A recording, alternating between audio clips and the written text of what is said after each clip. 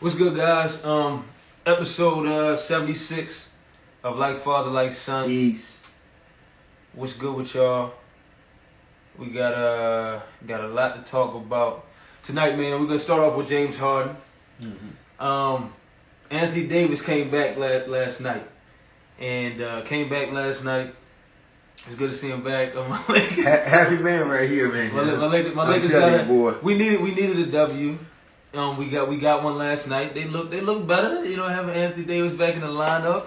Yeah, AD came good. back, catching alley-oops and running the full, playing defense. He was doing a little bit of everything yesterday. So I got to say that he was looking great. He even had some mid-high tennis shoes on. You know, some. I think he still had the ankle. No, he had something that was a little stronger. You know, and I think he took note of that because those Kobe's he had on just weren't doing the job for a big man. Right, but no, they were back last night. They played Brooklyn. Obviously, there's no Kyrie at home. Mm-hmm. Right, he's only playing away games, as we know. There's no KD. KD's out for 4 to 6 weeks with the knee injury.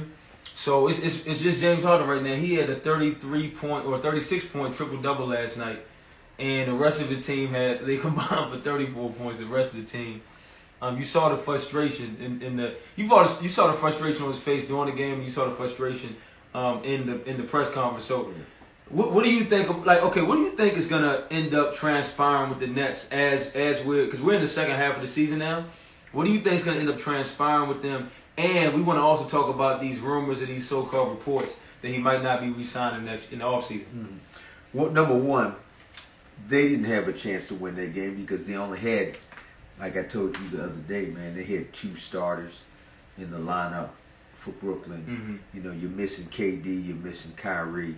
You're going against a fully equipped LA team. Finally, this is the first time they had everybody in the lineup, and it looked like they had some depth. They were playing well together. Matter of fact, I was surprised that they only beat them by 10 points because I thought they should have beat them by about 30. Well, one thing about the Lakers, man, you're not going to see them. Other than I know we beat Portland by a large margin, but I just think that with this team, you're not going to see a lot of blow. That's one thing that kind of concerns me about the Lakers. You're not going to see a lot of blowouts with this team, mainly because we're not a great perimeter shooting team. Right. So I think because of that, it's always our opponents, and we're not a great defensive team.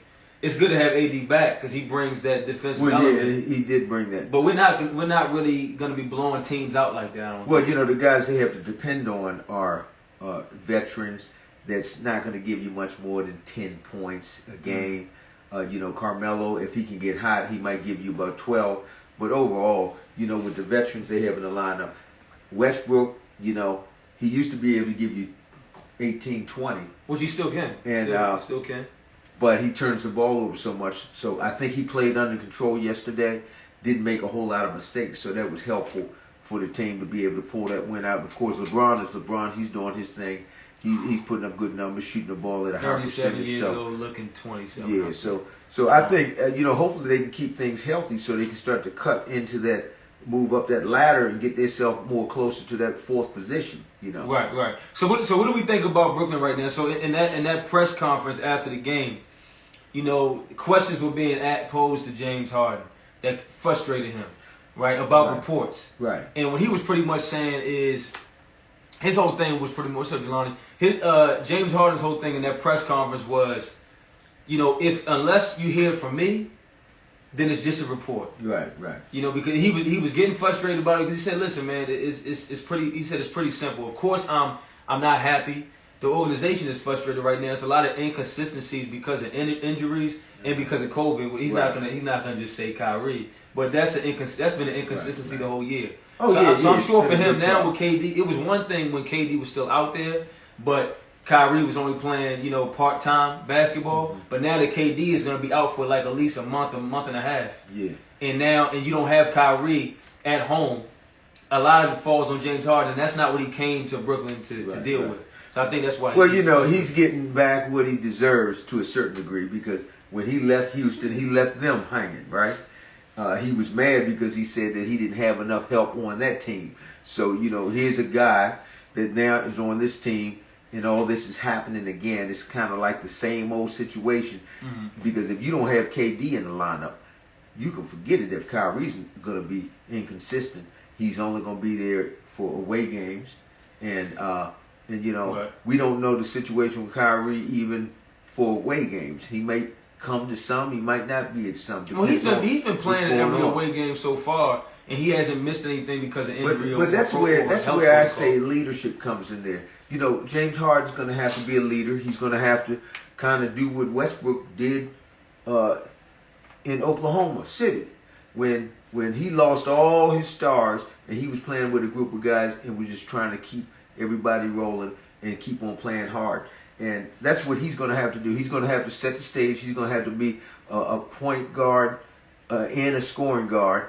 And he's going to have to get guys involved and get the best out of the guys that he has on the team until he gets KD back. Because the bottom line is, KD with that knee injury, he's going to need that time to get it right because they don't want to take any chances with him as they start to pursue getting close to the playoffs. They want to have him ready and healthy. You know? And they're 3-3. When it's just James Harden on the floor, they're 3-3. You know, when there's no KD and Kyrie and it's just James Harden on the floor, they have a 3-3 record. And then I think in their last 10 games, I think they have a 500 record. So they really haven't been playing that well as of late. Hey, look, stars anyway. got to go through it, man. Steph Curry had to deal with it for 2 years. You know, holding the fort down, fighting back, work with those young boys, man, until they develop into what they are today. And, you know, it's going to pay off. But James Harden is going to be out of there next year because I believe that Philly, his former general manager, that's true. Wants him there. He's going to do everything he can do to try to make a deal for Ben Simmons. Well, that's what I'm saying. I don't think they'll even have to do that, right? They won't have to really make a deal. If he's a free agent, he's a free agent this offseason, correct? Right. So if he's a free agent, this is just sign. So what's the deal? I don't know. What's Ben his Simmons? contract is. Well, is that going to free up some money for having Ben Simmons out of there because he's still trying to get somebody to take on Ben Simmons his contract. Right. You know, they're trying to move him, but I mean, I think Ben Simmons is wants definitely going to be gone by the offseason. They're not going to just keep this dude he's losing a lot of money right now. He's not going to play this season. Mm-hmm. Right now, Joel Embiid has. You talk about someone having a lot on their plate. Joel Embiid has a lot on his plate right now because there is no Ben Simmons. Bottom line is even though Ben Simmons didn't really have a good you know, he didn't play that great in the playoffs, like later on in the playoffs last year. We're still not going to act like this guy was not a candidate for Defensive Player of the Year, okay? And he had a pretty good average throughout the regular season. And they were in first place. And they were in first from place. the East, so he was valuable. Maybe like a I sign said, and trade. Yeah, like John, I said, sign and trade, you know, they should have. It's their fault. It's the coach's fault. It's the ownership's fault. It's the players' fault. Why Ben Simmons? I mean, obviously it's Ben Simmons' fault because he didn't play well in the playoffs. But they should have lifted this man up, built him back up, get him back in there, instead of allowing all that talk and negativity to get out there. And once he lost trust in his coach and lost trust, with that, in the players, he didn't want to even be there anymore. So, and I'm gonna tell you, man, they're missing out on about 16 points, 8 assists, some defense, and some of the best defense that you're gonna get. Right. And I guarantee you, they would be in first place. Especially you think they would be in first place in the East again? Especially the way big boy Embiid is playing. He's playing top notch ball now, man. You know, with the team they have assembled with Steph Curry and Tobias Harris. Right. I mean, these guys would be doing some damage, and they could end up in first place again if they had that core together. If they do a sign and trade, like Jelani said, they do a sign and trade this offseason, and James Harden does end up in Philly, right? Mm-hmm. What, do you think that what would that look like? What would that look like? Man, it would be great for James Harden because he would have a big man that can do a little bit of everything. Playing along with him, that would be an inside threat, open his 3-point shot up more. Not only that, James Harden drives to the basket a lot. We've already seen from this year that he actually is a good point guard. Mm-hmm. So he would be setting up Embiid a whole lot. He's got shooters around him. Right. You know, I just think it'd be the right decision for him to go there because I don't think you can depend on Brooklyn right now. Kyrie and KD, it would look good on paper, but once things unfolded, you saw how much work it is, and I just think that it would be a smart move for him to move and not go another year and have to go through that whole thing again. I think him actually. I kind of agree with you, Pops. I think that my guy Jelani said, it would be scary if he went to Philly. Oh yeah, no doubt. He said, poor man. That's a poor man, Shaq and Kobe. I like that. I like that comparison, Jelani.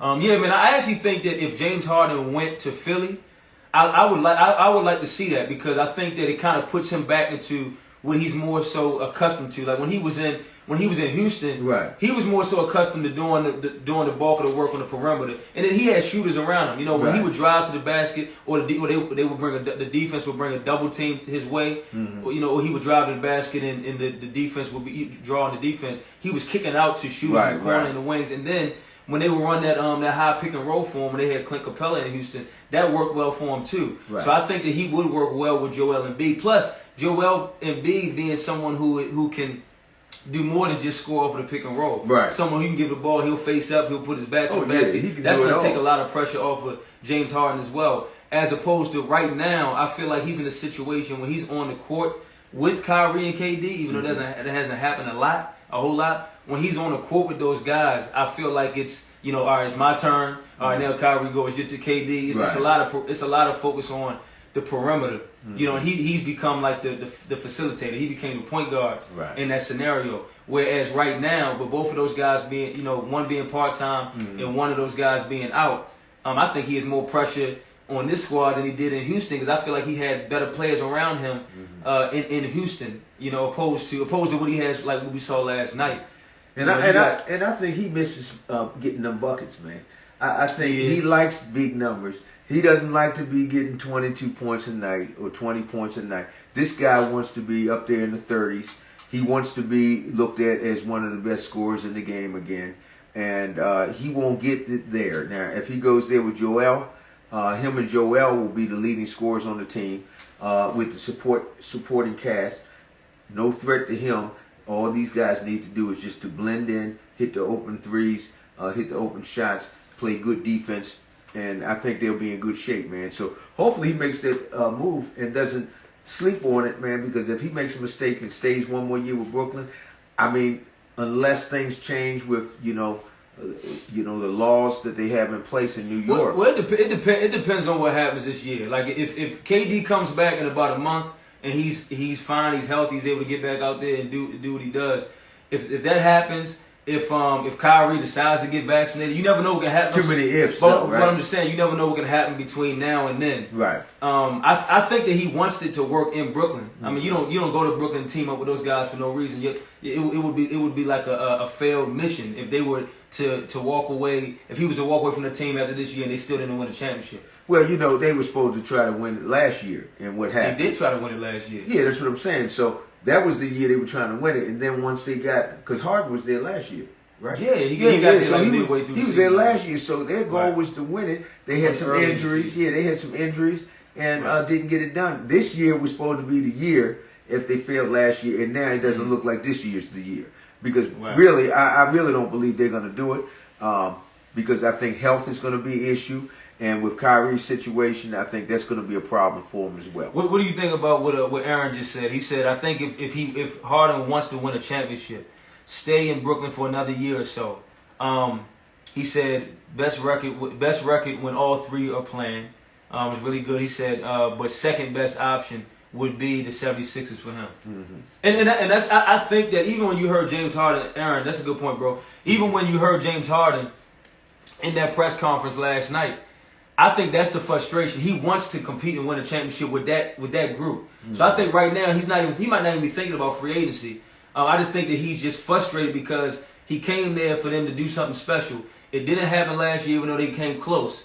They came close to getting out of the East. It didn't happen last year, and here we are again in the situation where it's not happening again. It's not like it's not working because those three can't make it work when they're on the court together. It's just the fact that they've had the injuries, and then you have COVID, and you have all this stuff going on with Kyrie. Even before the vaccine mandates and everything like that, Kyrie wasn't always clear as to where his space was. Well, what's the contract situation for Harden right now? I don't know. Because that's gonna be a determining factor right there, man. Because if he's going to be a free agent, he's not going to want to sign a 1-year deal. That's my thing. He's going to want to sign something more extensive, nothing short of 3 to 4 years. because he wants to get paid. He don't want to go in there and do a 2-year deal, Right. maybe a 3-year deal with an option to get out after 2. I don't think he's willing to do that with Brooklyn at this point because, again, we don't know what the future holds. We do know that KD's going to be there. Now, if his relationship is strong with KD and he wants to stick it out with KD and whatever it takes, stick with KD, I can understand that because KD is a bad boy. But my problem is this.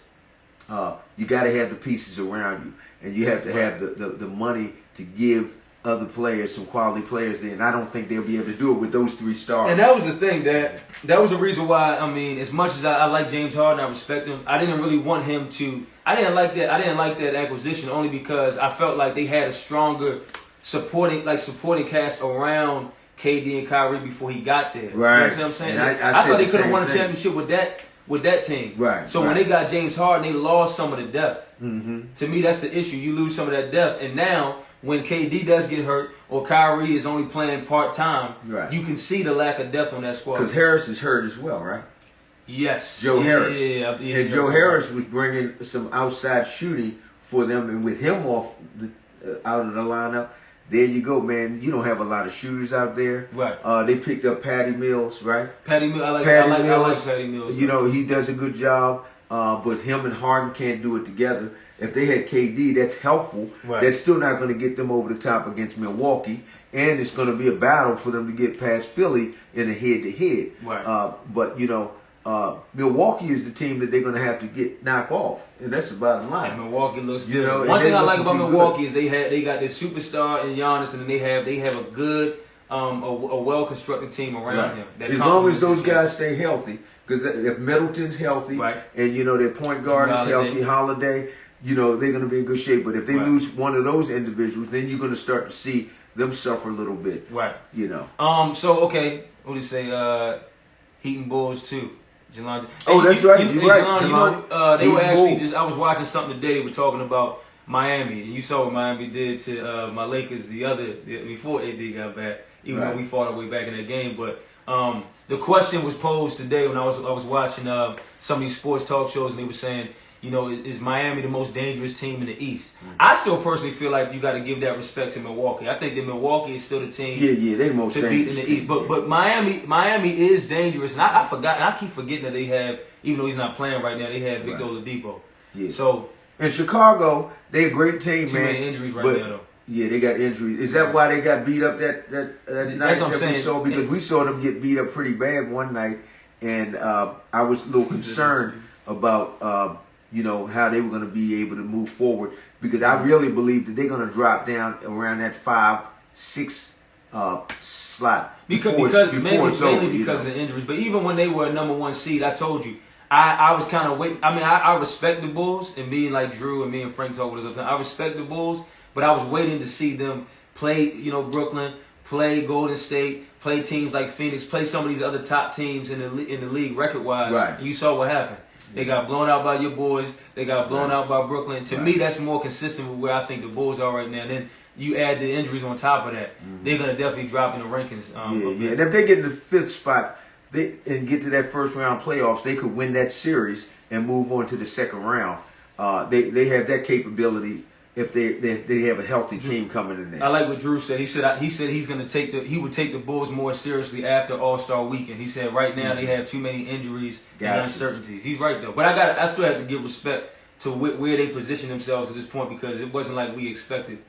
Oh yeah, no doubt. You know they're definitely playing at a high level. Anthony Davis is back. You know, and I thought we talked about. No, we didn't really talk about it. Now there are more people in here. We talk about it. We got to go back to Anthony Davis again. Okay. But I have a question, man. Seriously, go ahead. Talk about your boy. He missed. Yeah, can I talk about your boy? Go ahead. He missed 17 consecutive games. We saw the Lakers struggle up and down, ugly basketball in the world. That's tough when you lose one man and you go through the struggles that the Lakers went through. That's not a good sign. No. But see, my dad. This is what my dad always tries to do, right? He always tries to look to talk about Anthony Davis like, oh, it's just one man. That's not giving the full context of the situation.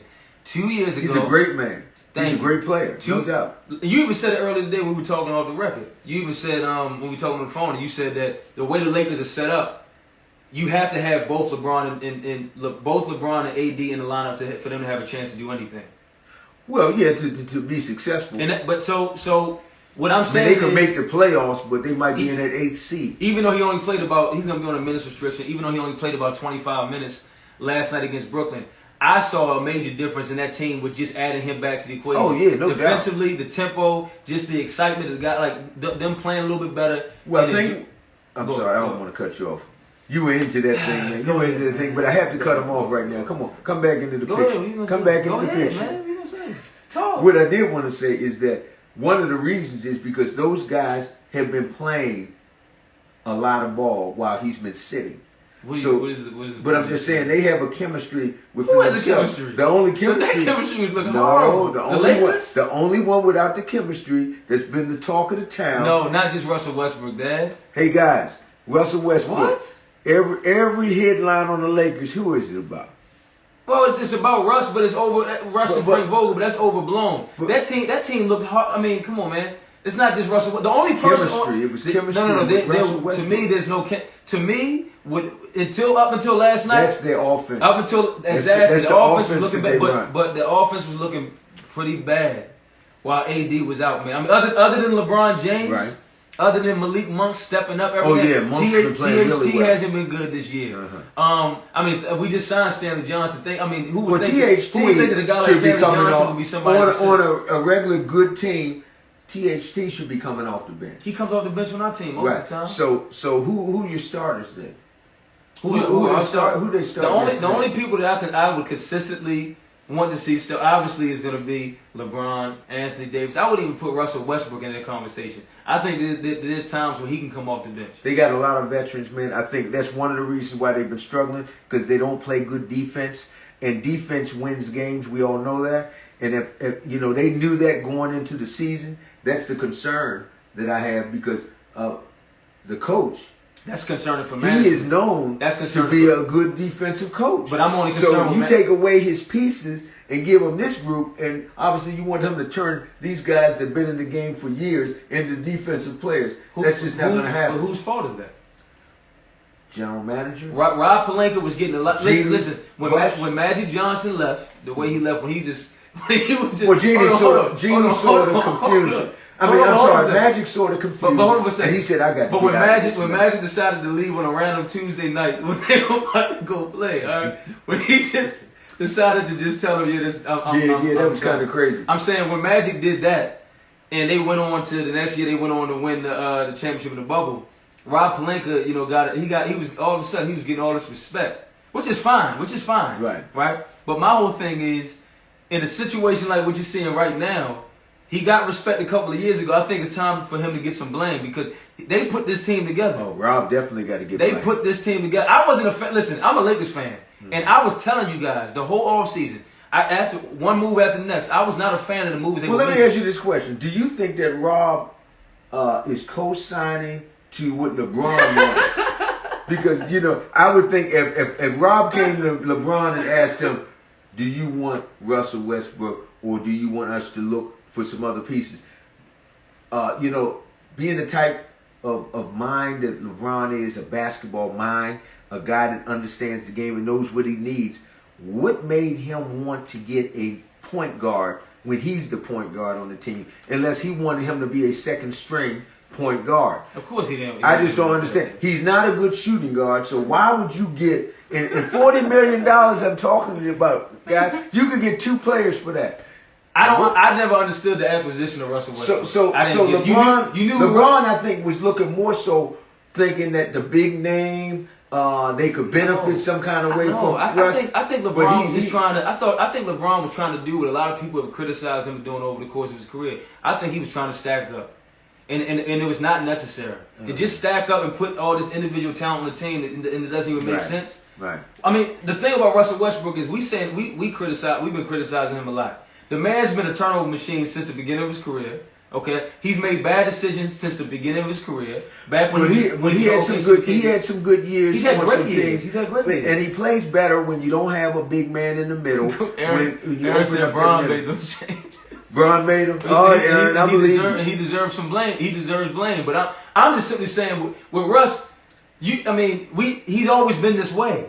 So why? My thing is, don't bring him on the team now. But Russ has had some, like when he was with the Wizards. Dad, they were 13. No. He's and always they played moved all the way up and made fine. it to the playoffs. That's fine, but that's the Wizards were totally. They had no expectations for nothing. That's a whole different. But they made the playoffs and they were 13. First of all, they made the playoffs because of that the play-in tournament, man. Which that was a joke. You know but my whole point is he was playing good ball. He was, Yeah, they should have got Buddy Hield. You're right, Jelani.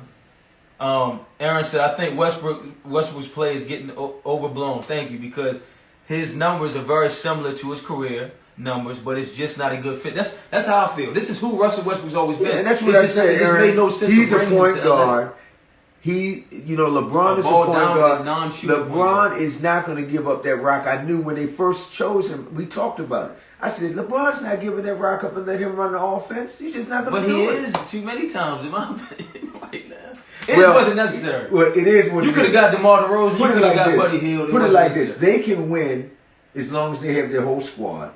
They can fight back and get at least in the playoffs and make it a battle with AD in the mix. That's one thing we do know. As long as LeBron and AD are in the mix with this group, I think that they have the capacity. They have a fighting chance. Yeah, I'm going to be honest with you. Capacity. They have a fighting chance. But honestly, we talked about this before. I personally feel like if you look at both conferences right now, the only team, in my opinion, right now, who like their play actually matches the only team where their play hold on, can I say it? Can I finish my statement? The only team with Can I say what I want to say? Go ahead and say it. Get it out. I'm the main host of the show. Get it out. All right? Yeah, who tells you what? The only team whose play right now is consistent with their record, to me, is the Phoenix Suns. That's the Phoenix Suns and the Phoenix Suns in the West and Milwaukee in the East are the only two teams I wholeheartedly believe in terms of getting to the finals right now. You crazy. Golden State has been terrible we kicked the Suns' tail last time we played. 2021 we game. Kicked their tails. You don't I know. remember y'all blowing the Suns. We beat the Suns up bad. Their starters were sitting on the bench with 5 minutes left. Okay. Tell me something. Hey, look, not only that, understand we're working Clay in. Understand that understand he's been having a hand injury that he's been playing through. Think that's been affecting the shooting. He's going to get that together. And Draymond, that's going to be the key for the Golden State Warriors. If Draymond Green can come back, which it looks to me like he might be out about a month. This man goes from last year, he had no respect for Draymond. No, hey, look. All of a sudden, you gain respect. Look, you gain respect from Draymond when you see his value that he brings to this team. And I think all of y'all understand what I'm talking about. But he is a better pick setter or screen setter than any of the other players on that team. And we know that Steph Curry needs people setting positive screens. The only thing that I'm gonna get to something that's a big problem. But the only thing that makes me laugh, and I'm gonna get to you, Dr. Will. But the only thing that makes me laugh about you when it comes to Draymond Green is you're very selective when it comes to him, because I'm telling you, there's been so many times, my pops is, Draymond is the butt of every joke when things aren't going right with Golden State. But all of a sudden, all of a sudden they start off 18-3. And then what have they done since then? They've been pretty average since then. Draymond and they've been pretty average since then. They're having a hard time working Clay into the system. Mm-hmm. And Steph has been shooting terrible. And all of a sudden, my dad's like, "Well, it's because Draymond. When Draymond's back into the picture, come on, we all know that. We all know that Draymond's value. Number one, his value on the defensive end of the floor. His value as a floor leader at times. His value for setting screens. That's the most value we need from him. 8 points is all we need from Draymond. Matter of fact, that's his average. 8, basically. Mr. Triple Eight. And I'm gonna tell you, and we will take it, because if he can give us that every night and give us top-notch defense, set solid screens for our shooters, that's what we need, man. I'm gonna tell you, and that's the way it is. That's all I can say. Dr. Williams said Westbrook is a great player. This Lakers team needs someone who can create their own shots, and Russ isn't that guy. Imagine Harden going to LA. Yeah, I mean, I would hate to see that, because that would be the Harden ultimate. Going to LA. That would be the ultimate stacked super team. But I understand what you're saying, Doc. I understand what you're saying, my guy. I don't think that would happen, but that's a good thought. And Jelani said definitely should have got DeMar DeRozan. Question about that would have been the difference maker, right? But there. I see what you, Dr. William, and I see what you're saying though. I see what you're saying in terms of Russ. Aaron said, "Do you think Green is really an all-star?" I think he's an X factor, but I don't know if I would consider him an all-star. He's an all-star. He's an all-star for our team, okay? But you know, if you just put him on any team, the way they run their systems, it might not work out like that. But the way we run our system in Golden State, he's perfect fit for us. We just want. But is he an all-star talent or is he an X factor type of talent? I think that he's an X factor for us. I think if you put him on any team, he's going to play good defense for you. Don't get me wrong. And a guy that size being able to pick up the ball and push it down the court is valuable to anybody. Right, you know what I mean? He can still do that. He can set screens. If you got him in the system where he's using his strengths, which is pushing the ball down as a big guy, defense is valuable in setting screens. Setting screens is so valuable in the game today, man, because it opens up these guys shooting these three-point shots. And if you know how to utilize them like that, it's very valuable. All-star, I wouldn't necessarily go there when you look at the group of guys out there playing today. He's going to get the vote now because people see the value he brings to our team. And the fact that we played so well. We played so well. Yeah, we played so well. We went first for a good long time. So, that's the reason why they're looking at him, because they see his value on our team. So listen, and here's my thing, because I don't want to disrespect Draymond. Draymond is, I agree with Aaron. He's more, for me. I've never really believed that he was maybe an all-star during their dynasty. When he was younger, and he was really valuable to that team. Then 2015, 16, 17. Right. But I think that now, I agree with Aaron that he's more of an X factor, if anything, and definitely valuable in terms of his leadership, in terms of doing the dirty work on the court, and the chemistry he has with Steph. But my whole thing is, he works with those young guys, man. He really, kind of pushes those guys to get the best out of them. But I personally don't think that it's a good enough excuse. They should still be winning games. Right. And they are winning some games. But I'm saying what they've done in the last, let's say, 20 games.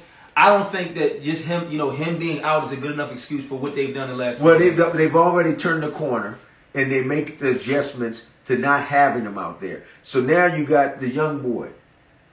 Okay. Oh, Kuminga last night. He had 20-something last night. You got him that they're grooming to get him in there, so he's already dominant around the boards. Okay, he can push the ball up the court. His shooting is getting better. And all he has to do is learn how to shoot a foul shot. If he can do that, man, the way he attacks the basket, oh man, he was killing. So those guys, man, that Draymond's put some energy and time into, I think it's paying off, man. So it is. Hey, I think we turned the corner. You're not going to see us losing this many games anymore. Right. From this and the fact that you guys won by 40 last night. The fact that you can still do that even with Steph being in this shooting slump. Yeah, still in the shooting slump. I think he's made 3 threes in the last 3 games. Or 3 for 20. He was 3 for 20 from 3. But what Steph's problem is, and we weren't going to get into this, but I'm going to go ahead and say it. Hey, look, the bottom line is, when he was successful over the years, 40% for 10 years, outside of that year when he only played a few games, 40% shooting from 3, over 40%. Nobody else has done that. Okay? And he's shooting off the dribble. It's not just. And the bottom line is, the reason why he's struggling has a lot to do with a number of factors. Okay, I think he's going to get it back together, but the main thing he has to do is shoot more mid-range shots. He's shooting too many threes. He needs to back off with too many threes, drive, shoot that mid-range shot. He's good at that. When they looked at the statistics, it showed that he had like 60% of his scoring was from mid-range shots, not 60% from 3. And I think if he does that, he'll be fine, because they're forcing him off the three-point line. Take what they give you, hit that mid-range shot, drive to the basket with the floater, finish around the basket, dish off, setting guys up. Hey, do what you got to do, man. But I think he just needs to stop shooting as many threes, because he feels like he's such a good three-point shooter. He can just jack them up and they're just going to go in. He's realizing that. I think he's got to be smarter with his shot selection. But it's more encouraging than discouraging, the fact that even with him not shooting as well, even though he had 39, the team is still able to win. Right. Like that's a good thing. If LeBron has a bad night, or him and AD are out there together, they have a bad night and they're still able to pull out a win. Mm-hmm. I think that's more encouraging than it is discouraging. Right. Real quick before I go to something that Aaron said, or actually another topic, something that Dr. William brought up. We were talking about this earlier. He said, "Did you guys see Harden once out?" We actually started the show talking about that. So, and that's a so-called report right now. But I'm not gonna say that he doesn't want out. I don't think he's gonna say that out loud. But I think that more than anything, he wants it to work right now. Like, he's trying to compete, win a championship right now with this team. I think he's just frustrated because of the fact that Kyrie can't play in New York, because of the fact that KD is out for 4 to 6 weeks, and they don't have the depth around them where he can get some additional help. He had 36 last night, and the rest of the team combined for 34. Mm-hmm. So I think that's why he's frustrated. So I'm not gonna say he doesn't want out, but I think that I don't think that's something he's gonna say out loud until this summer. Right. I think he's focused right now on just trying to win a championship with this squad. Something I want to bring up real quick. So. Something I wanted to bring up real quick because Aaron just alluded to it. He said he said I'm disappointed in the Wizards. They started out hot. Woo, man. It's funny you brought up the Wizards, bro, because I've been saying this for a while. They did start out hot, but I was waiting to see when they were going to cool off. I knew it was coming. Mm-hmm. They started off hot. Cool started off hot. Right. I was just waiting for it to get back to regular Wizards basketball where I feel like they're where they kind of should be right now with 8 seed or 9 seed in the East. And that lost the other night. They lost a 35-point lead to the Clippers last night. To the Clippers. That is totally embarrassing. Matter of fact, any coach that allows that to happen as a coach, you could have slowed the game down to run the clock out and still won that game. It's no way that you should lose a game when you got a 35-point lead at that point in the game and just let them chip away at it and then win it the way they did with somebody fouling or a guy shooting a 3-point shot. But like you were saying earlier, it should not have even come down to that. You up by 35 points. That just should not happen. The thing about it is you just don't take the pedal off the gas, because the thing is, when you're in a situation like that, you don't want to start putting your starters down on the bench, because nowadays guys can come back with the 3-point shot. They can come back in no time. You got to wait until at least you're down to the 5-minute mark in the fourth quarter, 5-6 minute mark in the fourth quarter. That was crazy. If you got a lead like that. And for that to happen in front of your home crowd like that. And then that last play made me think about something. It made me think about when I was in high school and I was on JV, but we were watching varsity play. Towson Catholic was playing Mount St. Joe. Mm-hmm. At Mount St. Joe. I don't know if you remember this, but it was like I think it was like a 4-point game, or it was like a 4-point game. I'll never forget. TC calls a timeout. They take the ball out of bounds, on the side of the court, sideline out of bounds, play. And obviously their goal is they're trying to get it to a 3-point shooter. I think they got it to Malcolm. Okay. Right? But obviously you're trying to get a 3 off, but you want to draw some contact so you can try to get a 4-point play. And I'll never forget what Mount St. Joe did. They all lined up. The coach had them pretty much line up just together. Line up like this together. They weren't even defending anybody. They pretty much weren't defending anybody. And Malcolm caught the ball wide open and hit the 3, but it was like it's a 4-point lead. I just feel like in a situation like what we saw last night, that's a coach. To me, that's a major mistake by the coach, because I think that if they would have fouled Kennard right when he caught the basketball, it would have put him on the free throw line to go shoot 2. You up by 3. Right. So who cares if he knocks down both of those? I couldn't believe it. And that's Wes Unsell's son. That's the coach of that team. And I thought he was doing a great job so far in the beginning of the season. But after that, I mean, you're only good for one of those in your career. So he used his up, and he's got a young career, man. So I hope he don't do it again, or he's out the door. Do you think Dr. Williams said right now they're 1.5 games back of the 8 seed? Are they buyers or sellers at trade deadline? They have a lot of trading pieces: Kuzma, Montrez, KCP. What do you think? You think they should try to stick it out with this squad, or make some? I don't know what their salary cap is, but I think they need a star. Although they do have a star. But you got Bradley Beal. Bradley Beal's not performing at the level he should be. Not the level he was performing at last year. Right, yeah, and they've noticed that. And I guess you can't always be at the top, averaging 30 points a game. But I think it's something that needs to be done. He's already made it clear that he don't want to leave, so they got to build a team around him. So I think that making the move to just look at your lineup and see where some of those weak links are, see somebody that's valuable when the trading date comes up, and make a move. I think they need to make a move and get somebody that's going to enhance that team, though, for sure. Right. Last thing, man, before we kind of close things out, I want y'all to stick around for this real quick. Barry Bonds, and you can speak to this more than anybody. I really want to know if you guys think that, do you feel that it's unfair that this guy is pretty much not going to ever be in the Hall of Fame? You were talking about this because something that you said that really stood out to me was, now here's one thing about Barry Bonds. He has never admitted to any PED use. So let me just say that. That's not to say that he didn't take anything. we all can visibly look at him and see that something. You can see the difference from when he was younger than when he got older. Obviously, some people can go in the gym and pump up, which he did. Right. But he got so big where his skill, like I've always said, that he's good enough to make it to the Hall of Fame before they had the steroids. You said he was a 3-time MVP. Yeah, before the supposed steroid era. Three MVPs. He did it in like 2000. No. Well, 1990, 92, and 93. 92 and 93. He won 4 more MVPs. These are the questionable ones. But he still did the damage. Remember that. 2001, 4 straight years. 2001, 2, 3, and 4. Right. He won them. He's got 7. Nobody's got more than 3. Roger Clemens, he's got 7 Cy Young awards. Nobody's got any more than 3 of those, I believe. But the thing about Barry Bonds, you've always said that this man was skilled and he was elite and he was a Hall of Famer before he started to really ball up. Golden Glove, great player.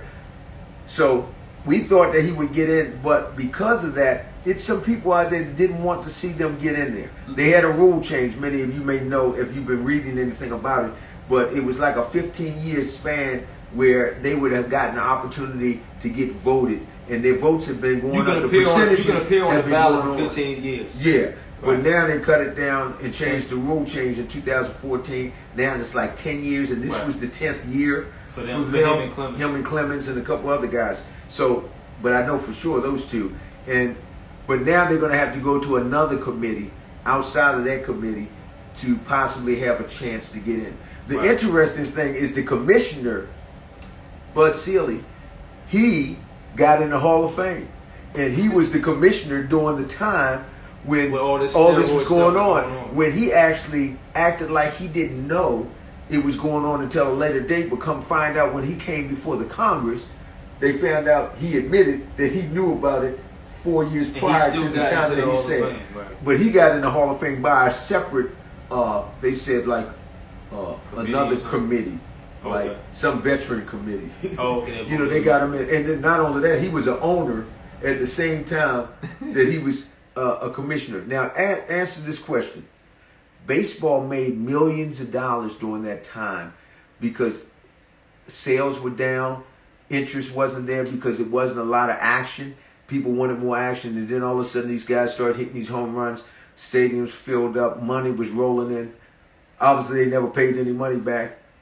That they gained, all these owners gained plenty of money. They're trying to erase Barry Bonds from the history. Yeah, I mean, hey, look, the one thing I understand and I think should be done is I won't recognize him being the home run king only because Hank Aaron was the home run king. Right. And I would stick with that.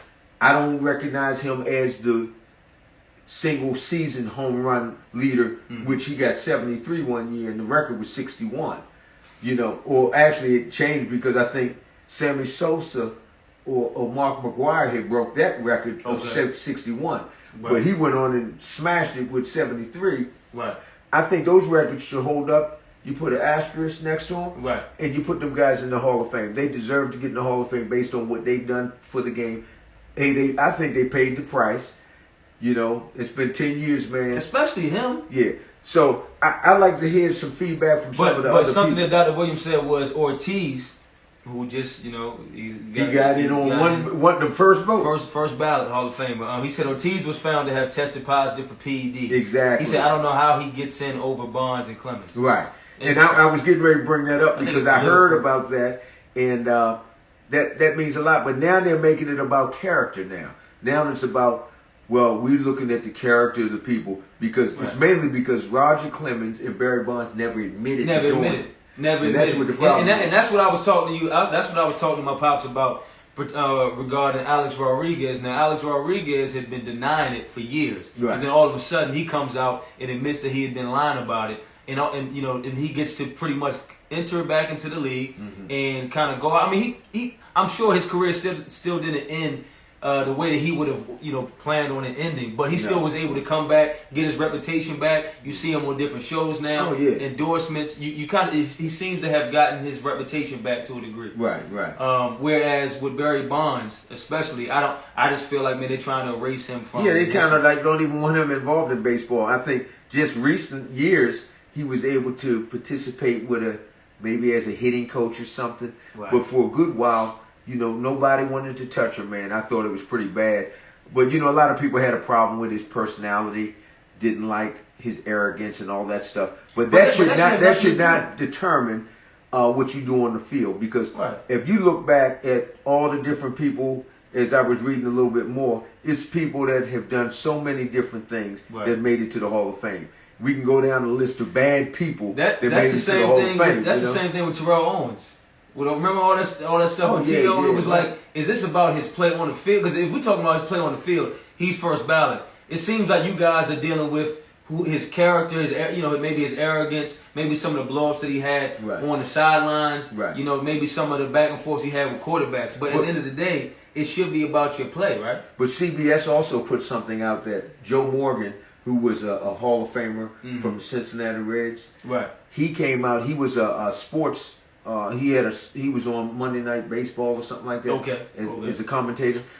He came out in 2017, and he pleaded with the Hall of Fame committee not to allow any guys in the Hall of Fame that participated in the steroids. Knowingly participated, because like you said, that era was considered 94 to 04, but I'm sure that stuff was going on. He basically begged them not to, and that might have had some weight in terms of turning some people away from choosing these guys. I don't know who these people are that make the votes, these committees, who they make them up of. I think it's just super political at this point too. But that's, to me, that's unfortunate that a guy like Barry Bonds is not gonna. I mean, we know that he's a Hall of Famer, but that's unfortunate that he's not gonna get that recognition.